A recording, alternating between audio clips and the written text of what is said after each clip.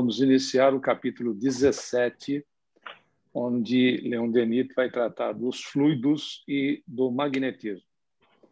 Se todos já está aí, foi? Já está aí na tela, né, o livro. Então vamos iniciar. O Leon Denis começa da seguinte maneira: o mundo dos fluidos, que se entrevê além do estado radiante, reserva à ciência muitas surpresas e descobertas. Inumeráveis são as variedades de formas que a matéria, tornando-se sutil, pode revestir para as necessidades de uma vida superior. Muitos observadores já sabem que, além de nossas especulações, além do véu opaco que a nossa espessa constituição ostenta como um nevoeiro em torno de nós, um outro mundo existe, não mais os do infinitamente pequenos, mas um universo fluídico que nos envolve, completamente povoado de multidões de invisíveis. Sobre seres humanos, mas não sobrenaturais, vivem perto de nós, testemunhas mudas de nossa existência, e só manifestam a sua em determinadas condições, sob a ação de leis naturais precisas, rigorosas. Importa penetrar o segredo dessas leis, pois, a partir do seu conhecimento, decorrerá para o homem a posse de forças consideráveis, cuja utilização prática pode transformar a face da Terra e a ordem da sociedade. Abriu aí microfone.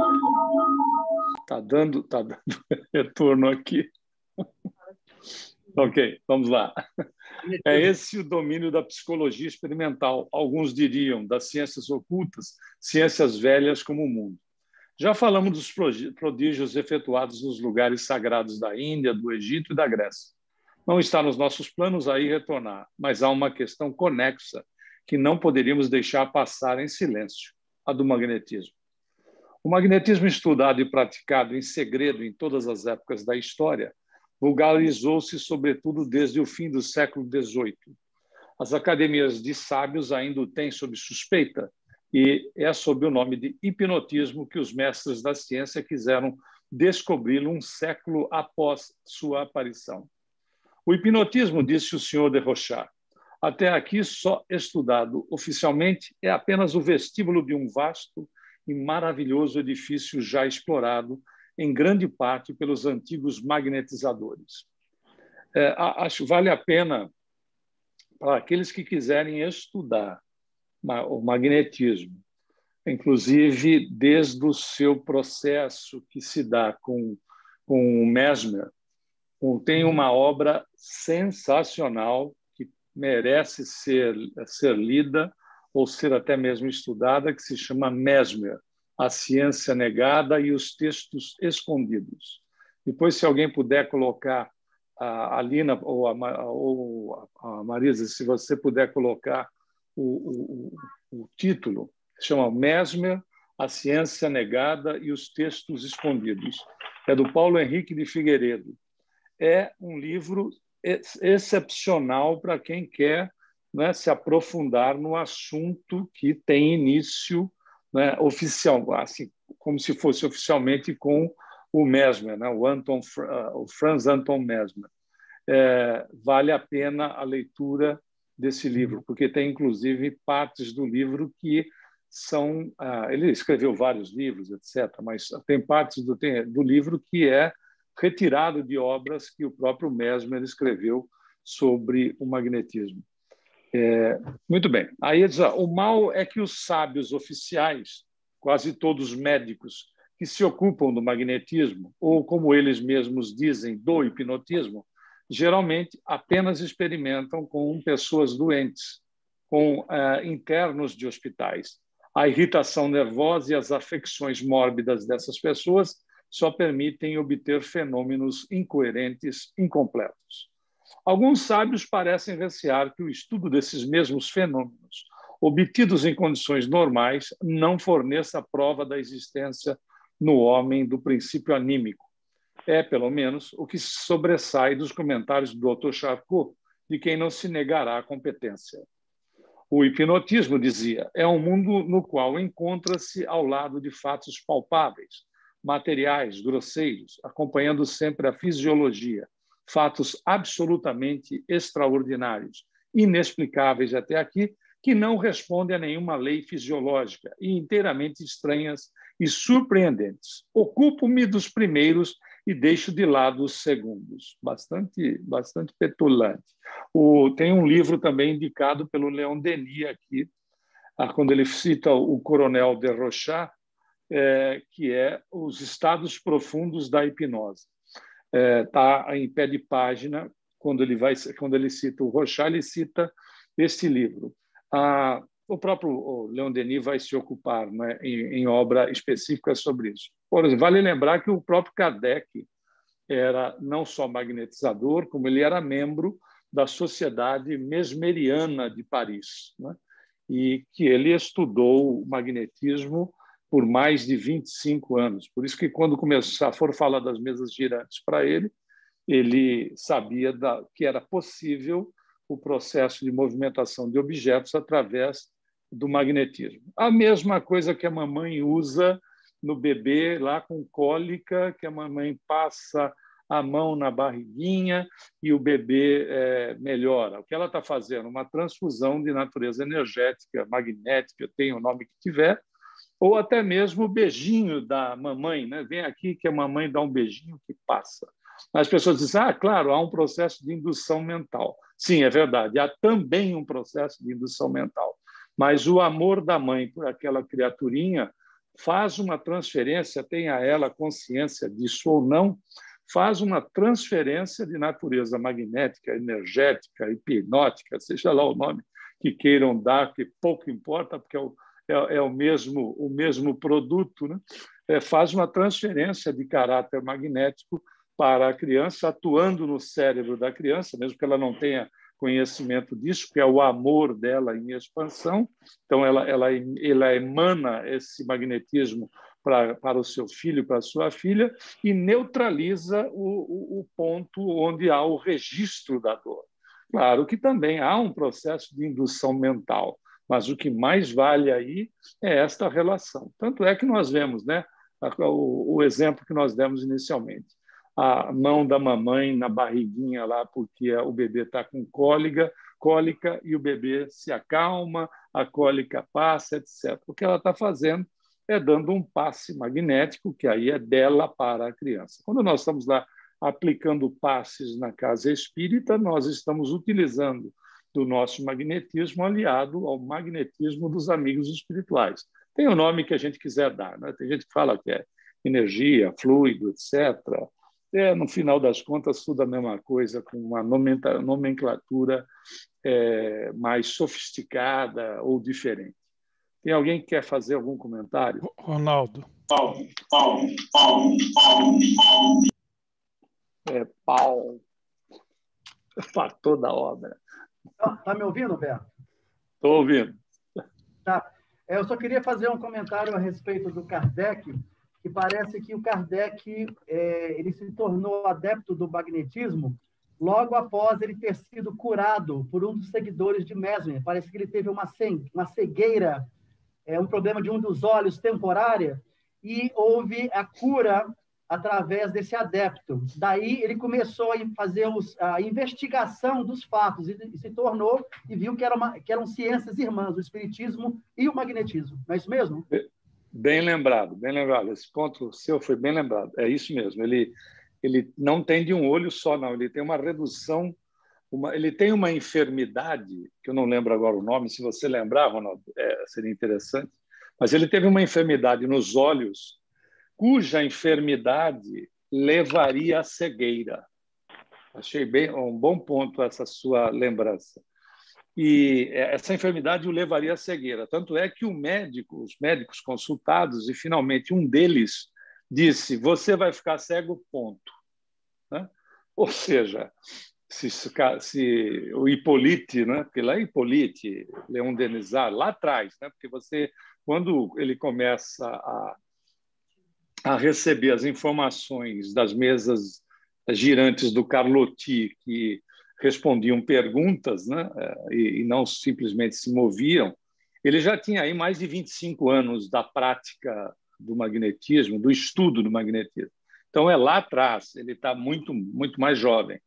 E quando ele recebeu lá o veredito lá definitivo do médico de que ele ficaria cego, porque a enfermidade era incurável, ele foi tratado por uma, eu não sei se é uma magnetizadora ou um magnetizador. É interessante notar que o Kardec vai trabalhar e vai receber muitas orientações depois, quando ele já está envolvido diretamente no processo da codificação, ele vai receber muitas informações de espíritos através de sonâmbulos que tinham a predisposição do sonambulismo e eram trabalhados com magnetismo, né, para adentrarem no transe sonambúlico, para que os espíritos ele tivesse as informações dos espíritos. Kardec trabalhou com muitos sonâmbulos e consultou, inclusive, né, a muitos outros sonâmbulos, etc. É interessante para quem quiser ir buscar mais informações nas biografias dele, tem muita informação a respeito disso. Mas esse ponto é um bom ponto lembrado pelo Ronaldo, nessa questão dele ter sido curado de uma enfermidade que o teria deixado cego. Se tivesse deixado cego, outro teria que substituí-lo, porque ele com a missão dele, que poderia estar comprometido. Mas eu acho interessante, né, Humberto? Porque a Beth acabou de falar aqui agora. Isso aí se deu antes dele conhecer o espiritismo, os fenômenos mediúnicos, aquela coisa toda, né? Então, você vê que isso aí, de repente, já está como proposta ao plano reencarnatório dele, né? Porque quão difícil seria o trabalho do Kardec se ele estivesse cego, né? Tudo ali, a luz de vela, né? Muitos livros que eram lidos e tudo, e, de repente, ali a própria máquina do corpo não suportaria isso. Aí você entra... Deus já entra aí com o próprio magnetismo como um ensinamento, né? Então, assim, eu acho uma coisa assim que se encaixa, é uma ligação que se encaixa aí. Muito interessante isso. As coisas não são por acaso, né? Não. As coisas não são. Claro, a gente vê que às vezes até, bom, agora não é esse o ponto do Kardec, porque a gente nem sabe, né? Mas às vezes você vê até a força que espíritos fazem para neutralizar os missionários, né? A força que, claro, o cara quer acender uma luz, tem um pessoal interessado em continuar na escuridão, né? Porque está no bem bom. É o processo do comodismo, né, que a gente já estudou muito em relação... A gente tem estudado muito isso em relação ao Boa Nova no domingo, né? O processo comodista faz com que o indivíduo não queira, não é, perder as suas conquistas e ficar na posição cômoda, etc. E como tem encarnado que bota areia no meio do caminho, tem desencarnado também que bota areia no meio do caminho. A gente vê que a vida de missionário não é coisa fácil, né? Não é coisa fácil. O Kardec trabalhava 18 horas por dia. Por dia. Dá para você imaginar? As outras 4 ele dormia. As outras 6 ele dormia e tinha que comer alguma coisa. E a esposa dele... Hã? Tentava dormir, né? Pois é. Imagina você trabalhar 18 horas por dia. Por isso que ele fica, inclusive, ele fica um período afastado, porque ele ficou muito doente. Porque quando estava para ser lançado, um pouco antes de ser lançado O Céu e o Inferno, acho que foi em 1864, 1865, ele ficou muito doente e ele ficou um período afastado. Tem um bom livro assim para a gente também ler a respeito dessa estruturação do Kardec, que se chama Autonomia, a verdadeira história do Espiritismo. Aliás, entre outros, né? Mas tem muitas biografias dele interessantes, que trazem algumas informações que o Ronaldo lembrou. O Kardec, por exemplo, com a Amélie, eles tiveram uma filha adotada, né? Que aparece sempre o casal sem filhos. Eles tiveram uma filha adotada que se chamava Louise e que desencarnou, parece que com 14 anos, com uma enfermidade que a menina teve. Então, tem muita informação dentro das suas biografias, e essa que o Ronaldo levantou é uma delas, e que tem um destaque importante pelo processo em si. Tem mais alguém, não?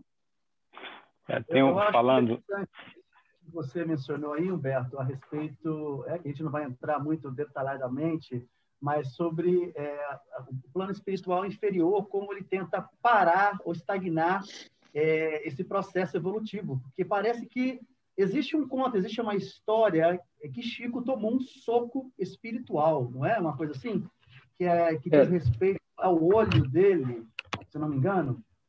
Você se lembra disso? O olho dele tem muita conversa. Teve uma que falaram que um espírito jogou um lápis no olho dele para cegá-lo, mas ele teve um problema mesmo de natureza fisiológica. Agora, os espíritos usam pessoas para promover situações mais complicadas. Já mencionando o Chico, foi o caso do sobrinho dele, né, que era o filho da Maria, que foi curado, inclusive, de um processo obsessivo que levou o Chico a começar, inclusive, a se interessar pelo espiritismo. O sobrinho dele que causou aquela situação toda em Pedro Leopoldo, e foi uma das razões que o Chico se mudou para Uberaba. E depois, lamentavelmente, o sobrinho dele era um indivíduo altamente obsidiado, veio a se tornar um alcoólatra e desencarnou, inclusive pelo problema da dependência no alcoolismo. Mas o sobrinho dele promoveu uma situação muito, muito delicada, porque, inclusive, ele psicografava e disse que, para a imprensa da época, que queria massacrar o Chico, né? Como de fato tentou de todas as maneiras, né? A história tem muitos relatos a respeito de várias investidas de repórteres e de periódicos, etc. E o sobrinho dele alegou, né, para a imprensa da época, que tudo aquilo que ele psicografava, ele, o sobrinho, e o tio dele, o Chico, era tudo invenção deles. Isso caiu que nem uma bomba, né? Porque o Chico foi chamado de charlatão, de embusteiro e de todas as outras classificações dessa natureza. Tanto é que ele foi capa da revista O Cruzeiro, na época, sendo chamado, né, uma publicação, o Cruzeiro era alguma coisa como uma revista Veja no Brasil, sendo chamado de charlatão com a foto dele na capa. E ele, quando ele foi reclamar para o Emmanuel, disse: o senhor viu o que eles fizeram? Né? Me puseram como charlatão na capa do Cruzeiro. Ele disse: você se dê por contente, porque Jesus foi pendurado na cruz, você só foi para a capa do Cruzeiro. Mas foram várias as investidas, né? Aqueles 2 repórteres que foram lá, fizeram aquele documentário falando que um era francês, o outro era americano. Exato. E no final se deram mal, porque Emmanuel vai lá, faz uma dedicatória com o nome real dos 2. Jean Manzon e Davi Nasser. Aí, ó, você se lembra. Jean Manzon e Davi Nasser. 2 caras famosíssimos, que foi naquele período.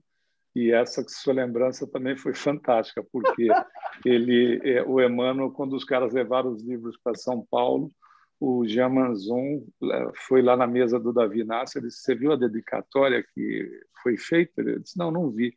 Aí abriram, estava a dedicatória em português para o nome de cada um deles.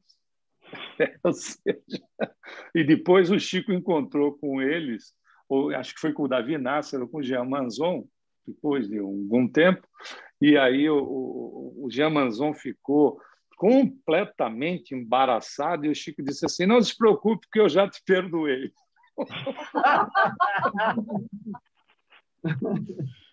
Brincadeira. Mas, bom, muito bem. Tem mais algum comentário aí, pessoal, para a gente não sair muito do assunto? Não? Então vamos lá. Assim, os mais célebres médicos confessam que essa questão ainda está para eles cheia de obscuridade. Na realidade, pessoal, não era obscuridade. Na realidade, magnetismo não dá dinheiro, né? É exatamente esse o problema. Você vai lá e faz um tratamento magnético e não cobra nada, né? E não dá dinheiro, né? A gente sabe como é que a banda toca, né? A gente sabe.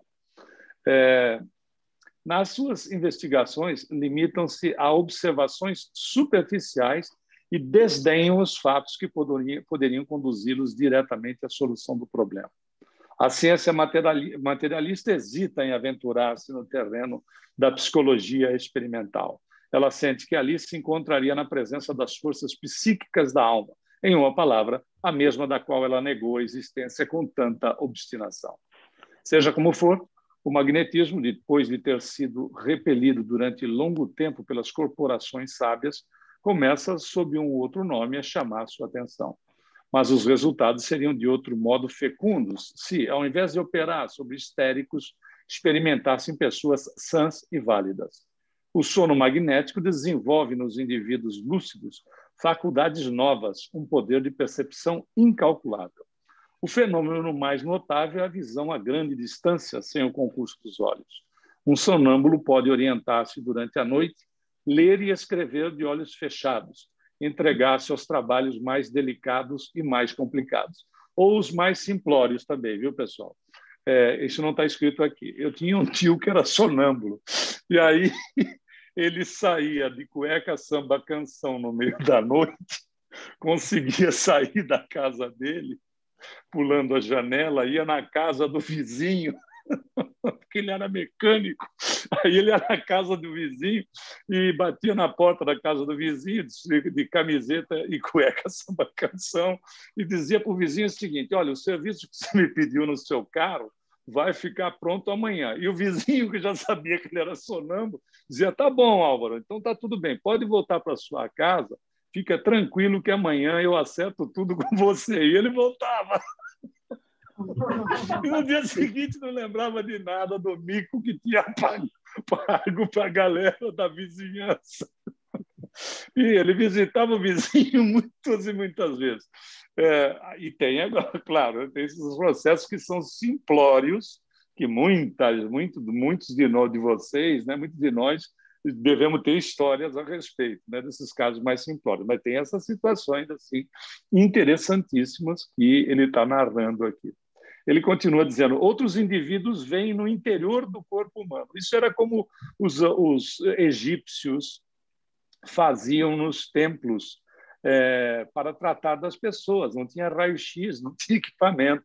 Então, era o sonâmbulo que via, né, no corpo humano como se fosse em raio-x. Às vezes, nós vemos alguns trabalhos em casas espíritas, eu não sei se já não teve até mesmo na fluidoterapia no KSSF, que os espíritos mostram para o médium como se fosse, de fato, uma visão interior do corpo da pessoa, ou do perispírito, às vezes acumulando energia sobre o órgão, que poderá poderá enfermar, ou mostram já a enfermidade implantada no órgão, mas que ainda não se manifestou, a pessoa não tem sequer noção. E isso foi muito usado durante... claro, né, se você não tem nenhum tipo de possibilidade de atendimento, você usa o que tem, né? E que, com certeza, bem trabalhado e orientado, a situação vai acabar um dia sendo largamente utilizada, né? Então, ele dá essa continuidade. Outros indivíduos vêm no interior do corpo humano, discernem seus males e suas causas, leem o pensamento no cérebro, penetram sem o concurso dos sentidos nos domínios mais ocultos e até no limiar de um outro mundo. Aí ele faz uma observação aqui dizendo o seguinte: ele vê o indivíduo vibrar as células cerebrais sob a influência do pensamento e as compara às estrelas que se dilatam e se contraem sucessivamente. E aqui está a indicação do livro, ele diz: os estados profundos da hipnose, pelo coronel de Rochat, ex-administrador da Escola Politécnica. O de Rochat, Albert de Rochat, escreveu muitas obras e muito também a respeito dessas questões do magnetismo, que era já tratado como hipnotismo.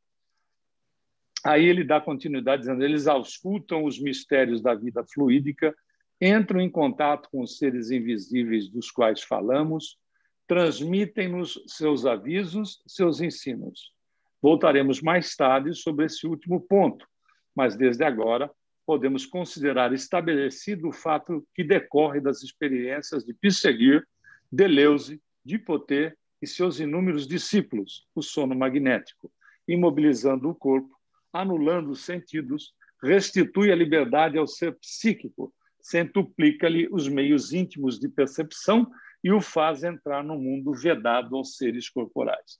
Eu já fiz esse comentário antes, até indicando o livro a respeito do trabalho que o Hermínio Corrêa de Miranda fazia. Ele se utilizava também de aspectos do magnetismo para fazer regressão de memória.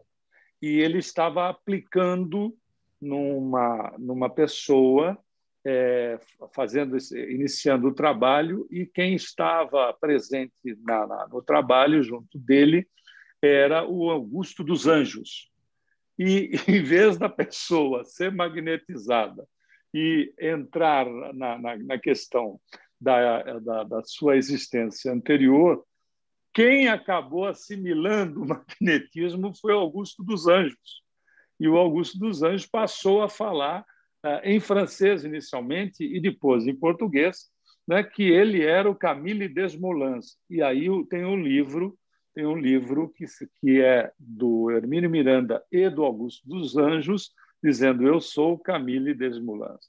Que ele foi o Camille Desmoulins, o amigo, confidente, que foi também parar na guilhotina, junto com aqueles demais todos que faziam coro com o principal deles, que foi guilhotinado junto com o Camille Desmoulins na história francesa, que o Robespierre mandou guilhotinar. Alguém lembra o nome? Eu não estou lembrado, eu não conheço a história. Eu acho que é Danton. Isso. O Camille Desmoulins foi no mesmo dia foi guilhotinado. Guilhotinaram o Danton e depois guilhotinaram o Camille Desmoulins, porque Robespierre, eles acabaram, o Robespierre acabou implementando um verdadeiro governo de terror, né? E quem discordou dele foi parar na guilhotina, né? Que era fabricada pelo senhor Guillotin, que acabou também sendo guilhotinado pelo produto que ele fornecia aos os ditos revoltosos franceses, né? Muito bem. Alguém ia falar?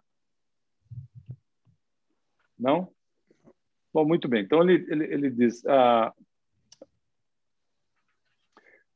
ele para aqui no Dipoté e seus inúmeros discípulos. O sono magnético, imobilizando o corpo, anulando os sentidos, restitui a liberdade ao ser psíquico, centuplica-lhe os meios íntimos de percepção e o faz entrar no mundo vedado aos seres corporais.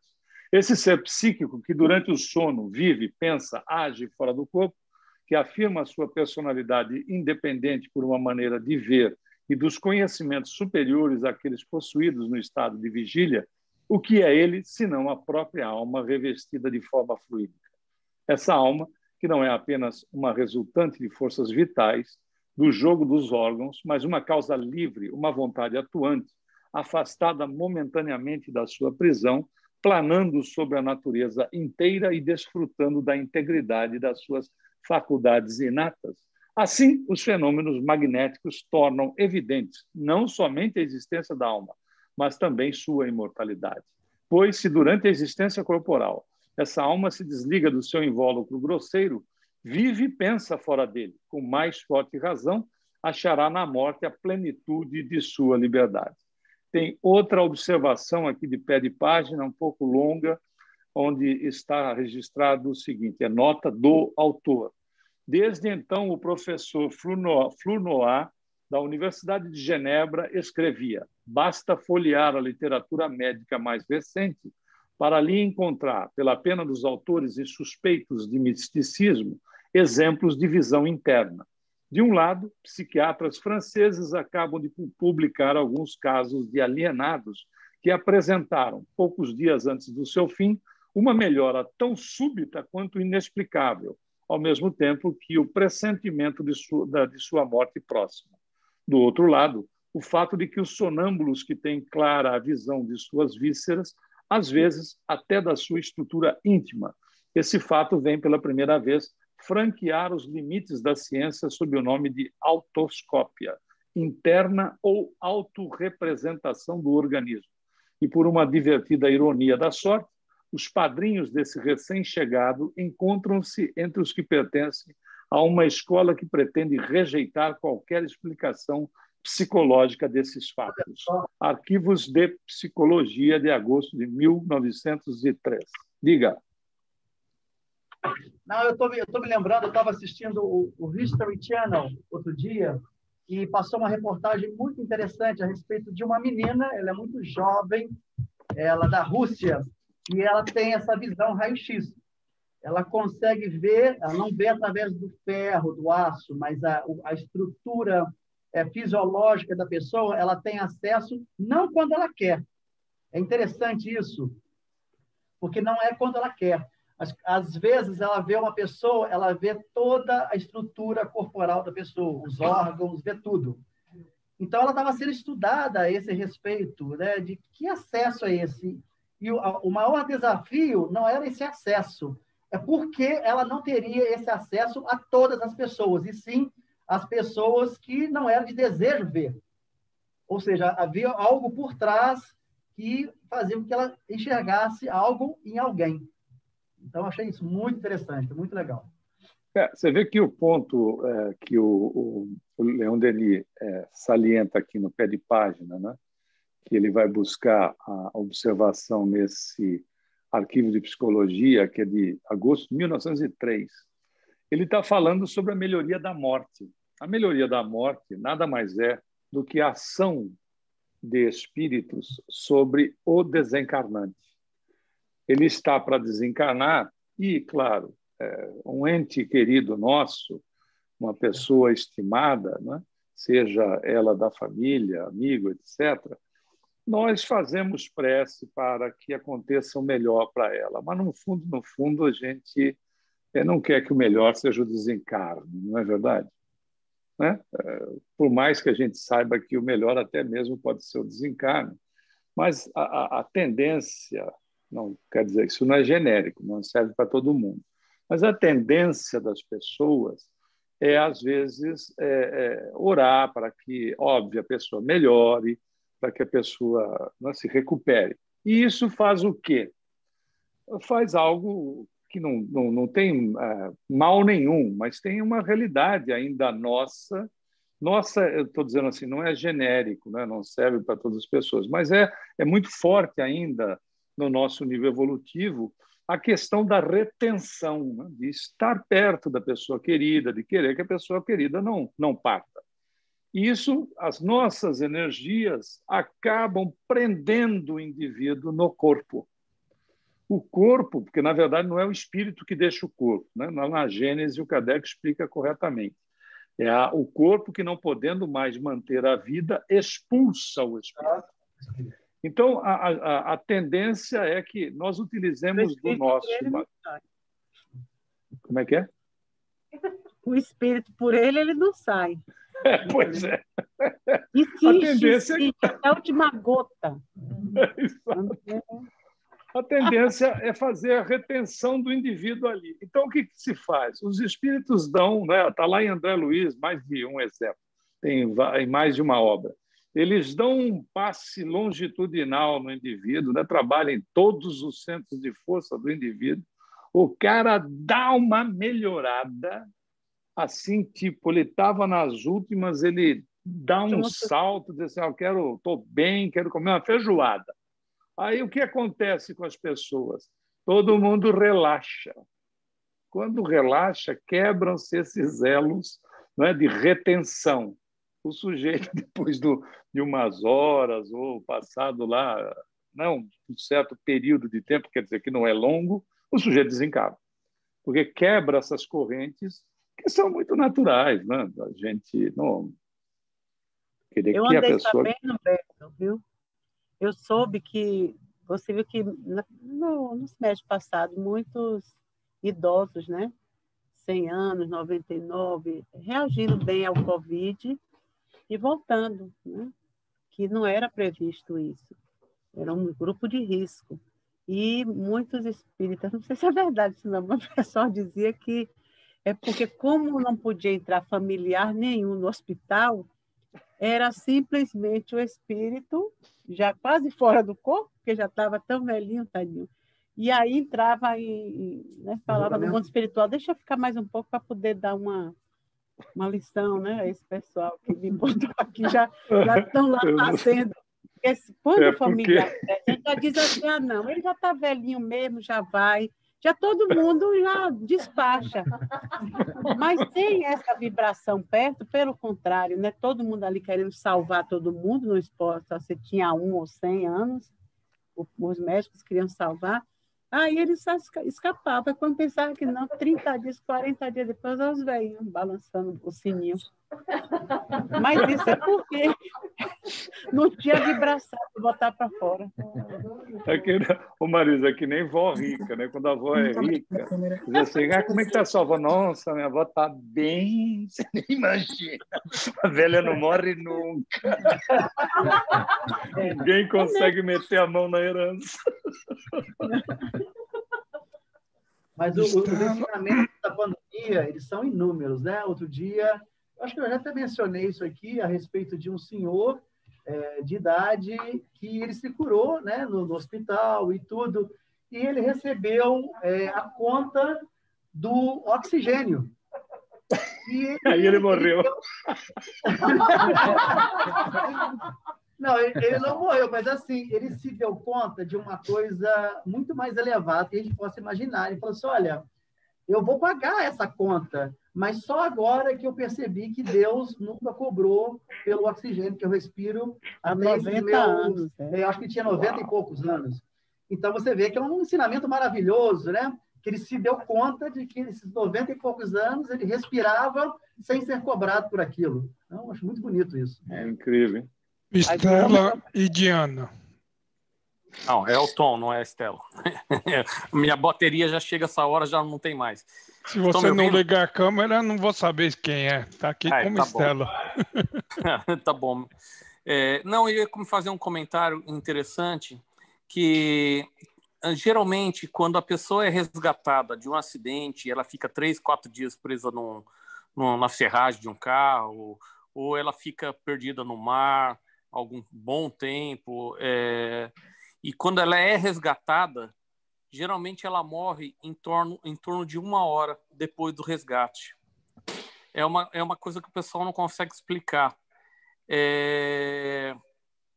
Eu não sei se a pessoa ela se sente o alívio enquanto ela estava lutando por conta própria pela vida, né? E depois que ela entrega a responsabilidade para outra pessoa, geralmente ela acaba morrendo. É uma pesquisa aí que o pessoal está fazendo. Vocês já ouviram falar isso? Vocês já viram isso? Já. Já ouvi falar que às vezes pega a pessoa de mau jeito e termina.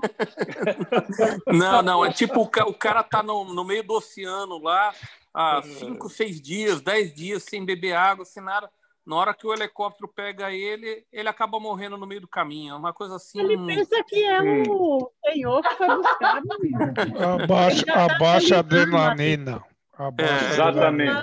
Porque o sujeito está num grau de adrenalina gigantesco. Luta, né? É a mesma coisa do estresse. O nível de adrenalina, quando o indivíduo está numa ação estressante, vivendo uma vida estressante, o nível de adrenalina está lá em cima. Quando ele dá uma parada, ele pode ter um treco e desencarnar.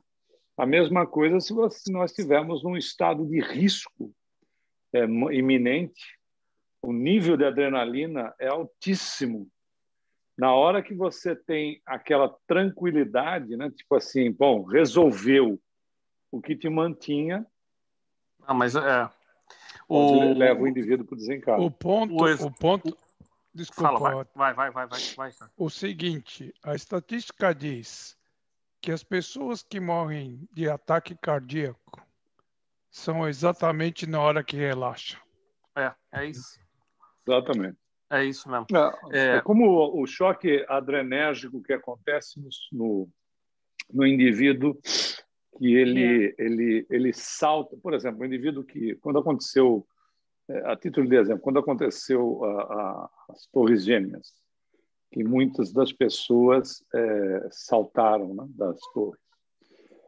Primeiro que o indivíduo, numa situação de risco de morte, ele não pula porque ele está se suicidando. Não. As questões voltadas para o instinto da autopreservação acabam sendo superiores à capacidade da razão do indivíduo. Então, ele salta do edifício na tentativa de sair do problema que vai matá-lo, que é o fogo. Ele tem um choque adrenérgico tão alto que ele desmaia no meio do caminho. Ele vai morrer porque ele vai bater no chão, né? Quando ele bate no chão, ele vai morrer por causa do impacto. Mas ele chega antes de chegar a bater no solo, ele teve uma descarga de adrenalina tamanha que o cara apagou. Ele apaga no meio do caminho. Você sabe que na Guerra do Vietnã, a maioria dos soldados eles carregavam adrenalina, né? Para injetar neles, né?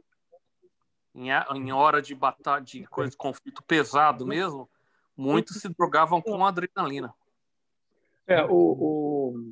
Tem um outro tipo de droga, a anfetamina.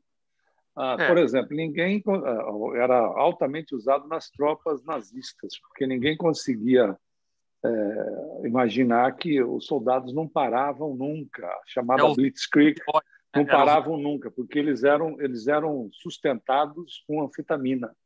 Então o cara não dorme, não sente fome, né? E fica com a excitação toda e não tinha exército que segurava os caras. Eles usavam opioides. Eles usavam muito anfetamina. Diana?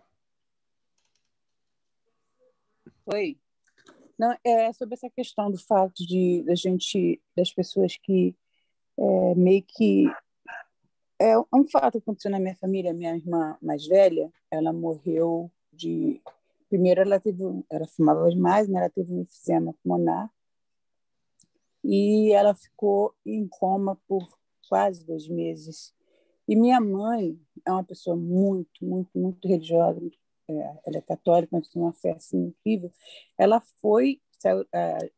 morávamos no Espírito Santo, ela foi para o Rio, para a casa do sobrinho meu, para ficar perto, porque ela achava que ali ela ia orar e a oração ia fazer minha irmã voltar. E a fé dela era tão forte, eu acredito nisso, porque é incrível. Minha irmã, a gente inclusive achava que ela ia partir, porque ela ficou em coma mesmo. E simplesmente ela voltou aos pouquinhos, e a minha mãe ficou muito feliz, agradecida, todos nós oramos, mas a minha mãe foi assim, algo assim muito pessoal, muito forte. Ela foi para lá, para perto, porque ela achou que assim, só assim ela conseguiria que a oração dela fosse eficaz. E minha irmã voltou e aos poucos foi se recuperando assim, a ponto de ir para casa, né? Ela continuou com falta de ar, tudo, mas saiu daquele estado de coma. E foi para casa, e minha mãe, né, estava perto do aniversário da minha mãe, e minha mãe pediu para minha irmã, minha outra irmã, que também já desencarnou, que ia passar o aniversário dela com a Gorete, com a minha irmã, né? Falou, eu quero ir para lá, ficar com ela, quero ficar perto dela, porque a minha mãe não chegou a vê-la acordada. Isso minha mãe bem idosa já, né? Aí minha mãe passou a semana toda dormindo na mesma cama que a minha irmã e observando como ela estava. E minha irmã ficou praticamente assim, meu sobrinho que trocava ela, trocava fraldas, botava fralda, ela ficou sem condições de se cuidar porque estava bastante fraca e muita falta de ar. E aí a minha mãe orando, falando. Ali a minha mãe já não pedia mais para Deus deixar ela recuperar, trazer ela de volta. Deus entregou na mão do Senhor e falou que faça o melhor. Isso é relato da minha mãe, entendeu? E ela falou que porque ela viu que a minha irmã estava sofrendo, ela ela estava com muita esperança de se recuperar e mudar a vida, só que já era tarde, por conta do vício terrível que ela teve de cigarro. E minha irmã, uma semana depois que minha mãe passou no aniversário dela com ela, no aniversário da minha mãe, a família foi toda lá ver minha irmã e minha mãe, todos ficaram juntos, menos os que estavam no Espírito Santo. E aí minha mãe veio embora e minha irmã partiu, teve uma AVC e partiu. E então eu fico perguntando, ela voltou por conta dessas orações, os clamores da minha mãe? Por que ela voltou? Eu não entendo isso, porque foi só mesmo para talvez confortar o coração da minha mãe, de que ela não podia mais ficar.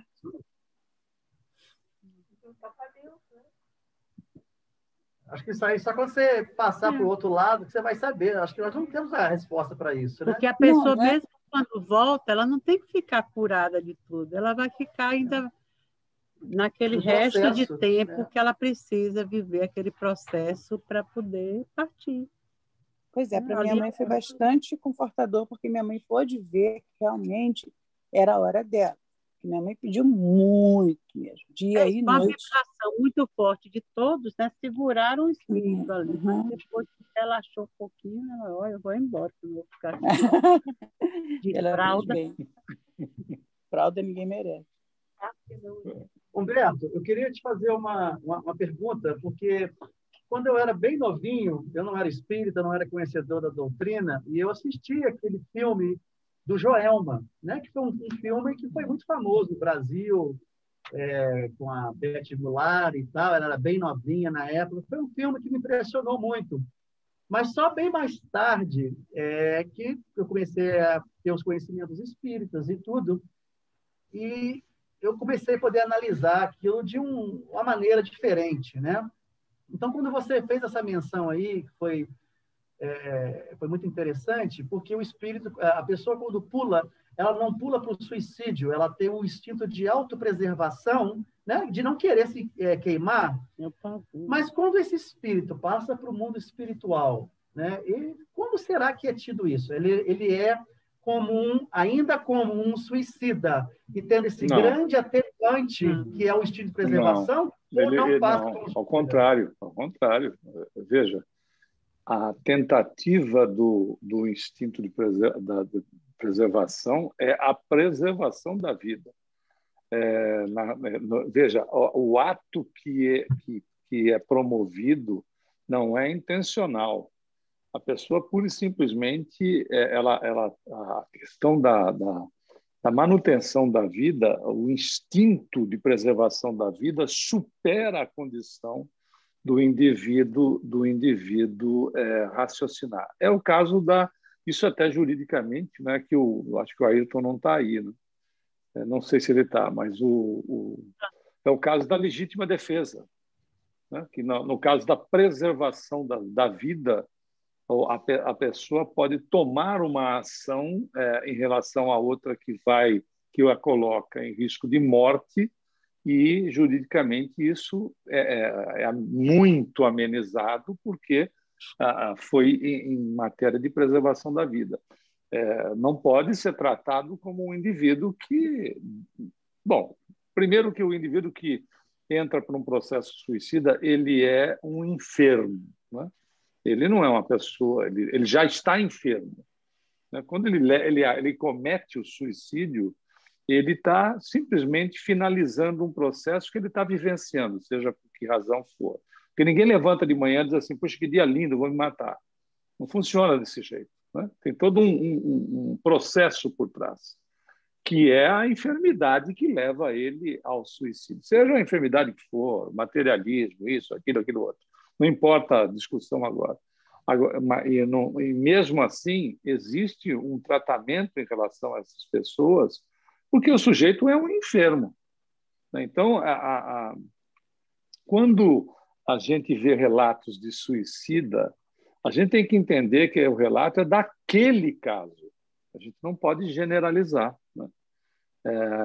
Um caso desse do Joelma, a mesma coisa foi o Andraus. A minha irmã estava no Andraus e ela saiu de helicóptero, mas ela teve amigos. Teve um amigo que, no desespero, na hora do incêndio, que a coisa se agravou, o cara saltou, né? E ele saltou por quê? Porque ele estava numa das áreas da empresa que eles trabalhavam e ele ficou sem condição de sair, né, porque as pessoas saíram e ele devia estar em outra situação, seja lá qual for, e esses aspectos são considerados.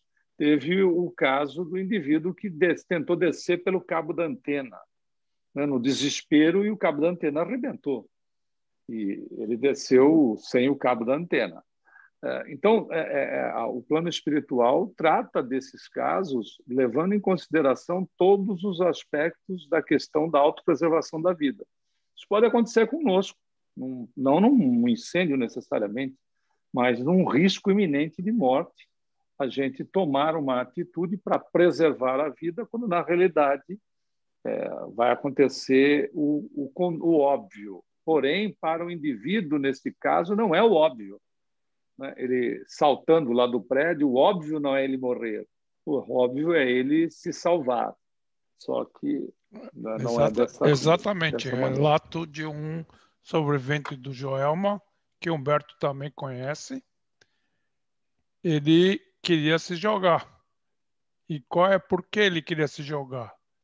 Porque ele tinha esperança que, se ele se jogasse, ele podia se salvar. Não porque ele queria morrer. Porque ali ele tinha certeza que ele ia morrer. Só que uma pessoa não deixou ele. Falou assim, não, nós vamos se salvar. Nós vamos se salvar. E ele não pulou porque esse cara segurou ele. Mas qual era a chance? Ele falou, eu não quero morrer aqui queimado. Então, a única chance era pular para ver se talvez ele salvasse. Geralmente a gente... Geralmente, desculpa, mano. Vai. Porque tem o Léo aqui que já... Eu quero já que está tocando nesse assunto do... Fale, Samuel. A gente está falando desse assunto do instinto, né? Da pessoa saltar e... Instinto de preservação. No caso da eutanásia, que tem uma pessoa em estado vegetativo que está sofrendo assim muito, às vezes a pessoa consegue mover só o olho e ela pede para que os parentes assinam a eutanásia. Nesse caso, como é? Então aqui ele está dizendo aqui sobre o caso da eutanásia, da pessoa ainda pedir para que seja desligado os aparelhos. Tivemos um caso recente agora, né, nos Estados Unidos. Que aqui, pela lei, você pode, em alguns lugares, você pode deixar por escrito que se ficar no estado assim, mas espiritualmente não. Espiritualmente é necessário que você fique tempo passe pelo nós achamos que é um sofrimento, né? Necessário. Aliás, nós achamos que qualquer coisa é sofrimento. Até o sofrimento que você passa, né, durante Mas quando a pessoa está vida... sendo mantida viva por aparelho, não é uma coisa natural. Estado vegetativo. Às vezes a pessoa está...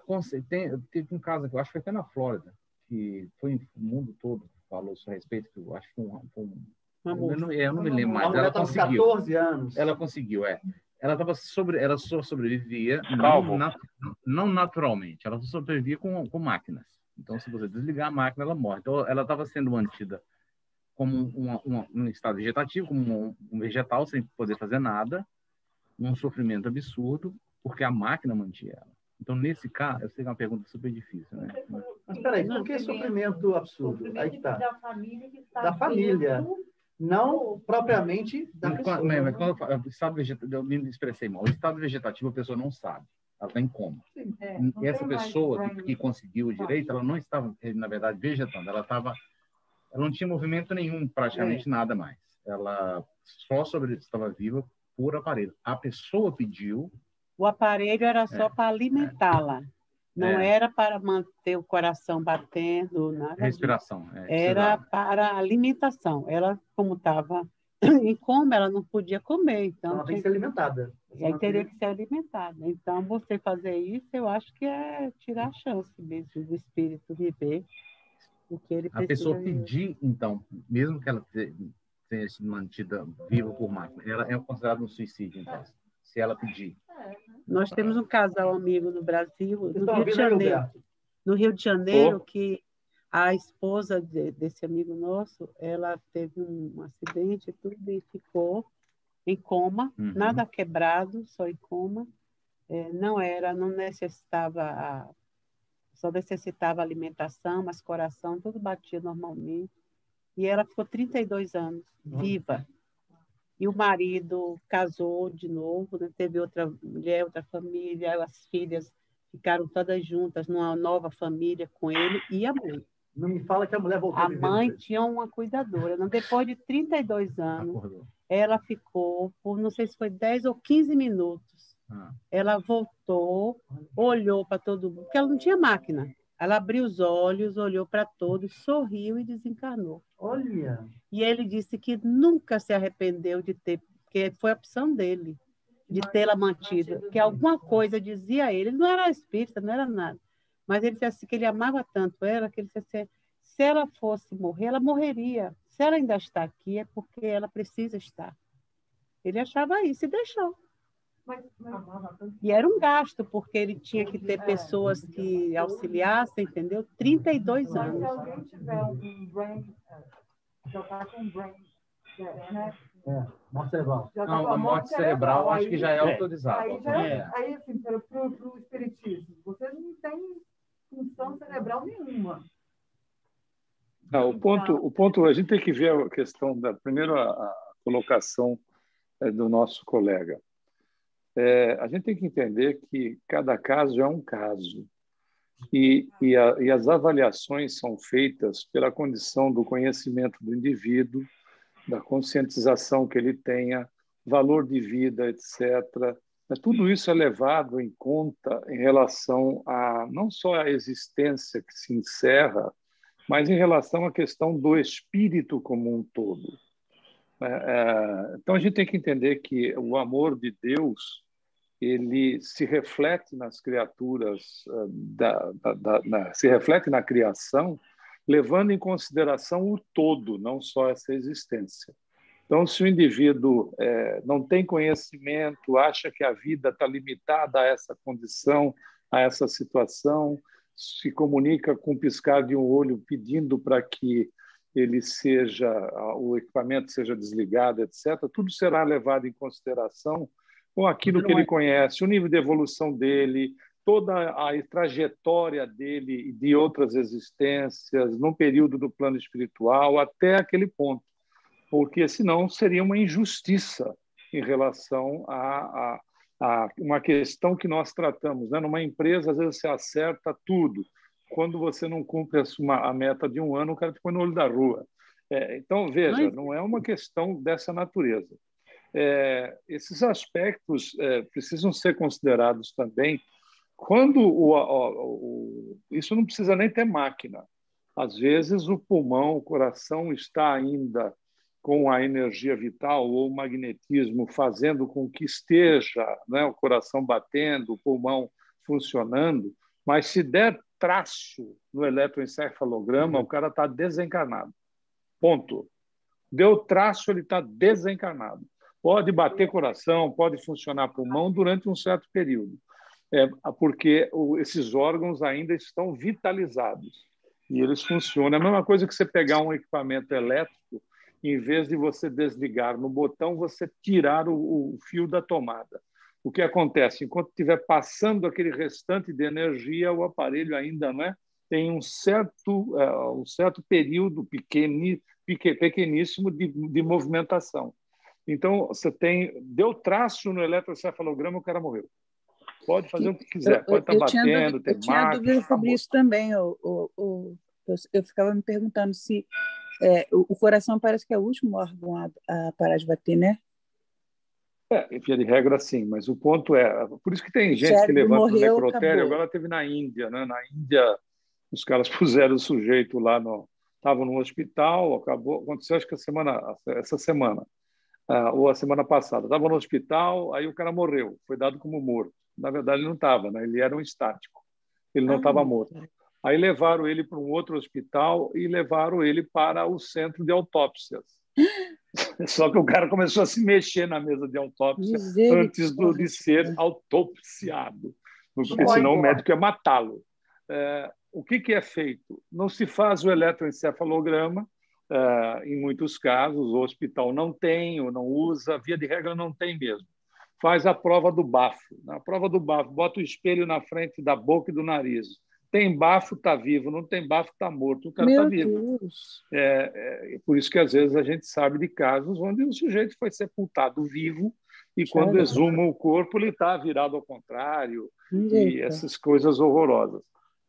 Veja, essa questão o Ronaldo até abordou muito bem, a Marisa também. Essa questão do indivíduo que vai lá e se desliga o aparelho dele. A Marisa deu um exemplo ótimo, de 32 anos. Eu tinha uma amiga que ela ficou 30 dias em coma. Ela não mexia nem uma pálpebra e ela tinha consciência de tudo que estava acontecendo. Ela ouvia as pessoas, as enfermeiras, etc. Ela tinha consciência absoluta. Ela disse, eu não enlouqueci porque eu pedia para os mentores me colocar para dormir. Então, grande parte do meu dia e noite eu passava dormindo. Mas quando eu despertava, ela é espírita, quando eu despertava, eu ouvia as pessoas, ouvia a enfermeira falar, etc. De vez em quando, um familiar que tinha acesso à UTI, então, para visitá-la, o familiar falava alguma coisa, ela sabia o que estava acontecendo. E estava em coma. E ficou 30 dias desse jeito. Né? Enfim, cada caso... Né? Alguns países na Europa, não todos, mas tem alguns que você está com câncer, né?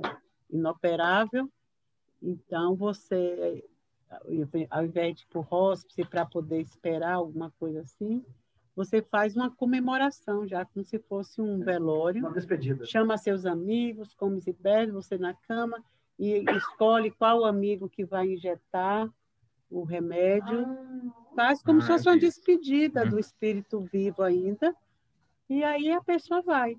Outros tetraplégicos que acham que não dá para viver assim também, há o consentimento da pessoa também deixar de viver, né? Mas o ponto é o seguinte, qualquer opção de pedir para morrer é suicídio. Porque a pessoa não aguenta, né? Não vai aguentar passar aquele resto, esperar o sofrimento. Acha que Mas não, então... o sofrimento, nesse caso, não faz parte do crescimento. Exato.